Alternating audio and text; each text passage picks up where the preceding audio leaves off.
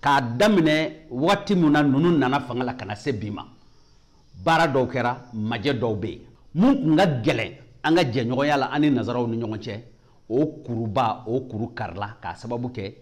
an ka premier ministre bɔra ka taa fɔ Nations Unies la k'u bɛ janfa mun kɔnɔ k'a faamuyalen don ko k'u dabɔ janfa kɔnɔ o kun ye fɛn mun kun tɛ se ka fɔ farafin jamana fɛ o fɔlɔ kɛra o ka bɔ yen an nana ka n'a lajɛ an ka sɔrɔw bɛ taabolo jumɛn kɔnɔ an bɛ minɛn jumɛn kɔnɔ k'a lajɛ ka o minɛn fana lasago ka na n'a ye an yɛrɛ ka faamuya ani an ka minɛn kɔnɔna na o kɛra baara filanan ye fɛn mun ye majɛ ye mun bɛ sariya taabolo kan parce que i b'a ye k'a fɔ jamana lakanabaliya a fanba a bɛ mɔgɔw ka hakɛ ko fɔ donc o hakɛw don o minɛnw kɔnɔ ka sariyaw ta sariya mun b'a to olu hakɛw bɛ se ka latilen donc o ye kun sabanan ye mais a kun naaninan ye mun ye o ye lakanabaliya ye mais an y'a ye k'a fɔ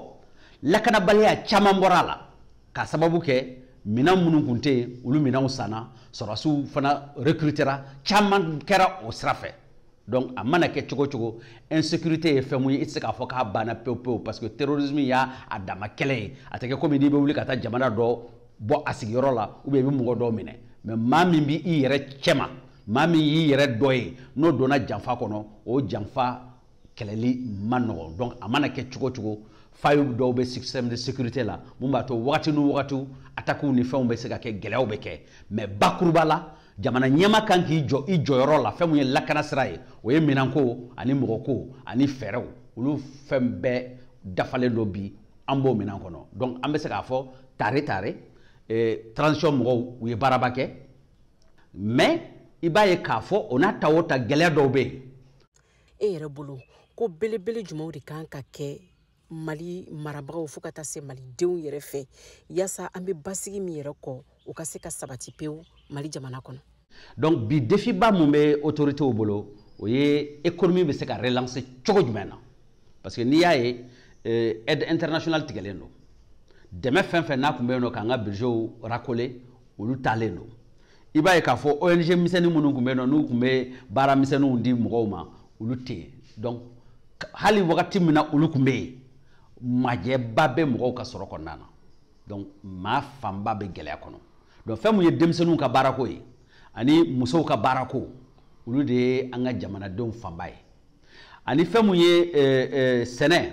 bagangɛn ani mɔni olu ɲina kɛlen don u kɔ kabini wagati jan jamana in dun tɛ se ka jɔ ni olu tɛ fɛn ba mun kan ka kɛ o ye ka olu don ba la ka fanga don olu la ka baara di jamanadenw ma mais fɛɛrɛ mun bɛ yen nɔ pour que ka se k'o baaraw bɛɛ sɛbɛntiya parce que n'i bɛ fɛ ka ninnu baara ninnu kɛ i mago bɛ nafolo kasabi dɔ la mais maa si tɛna bɔ ka o nafolo in kasabi d'an ma fo an yɛrɛ k'an cɛsiri k'o nafolo sɔrɔ an yɛrɛ ye mais bi an b'a jateminɛ k'a fɔ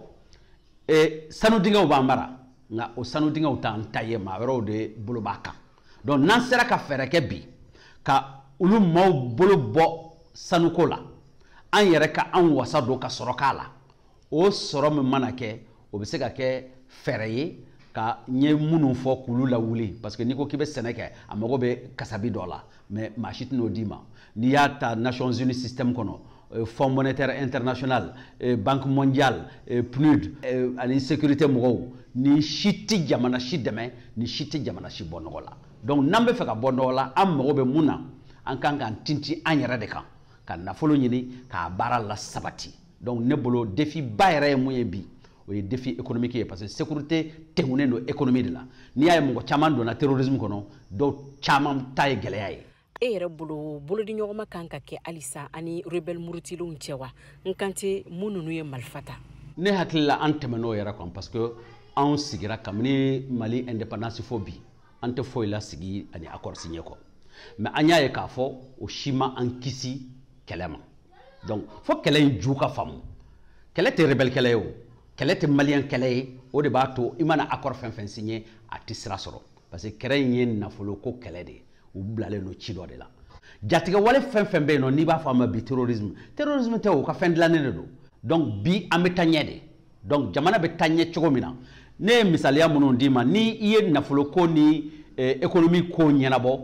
a tɔ b'i dɛn parce que an kan ka an cɛsiri pour que o jamana in a kana bin a kana tila an na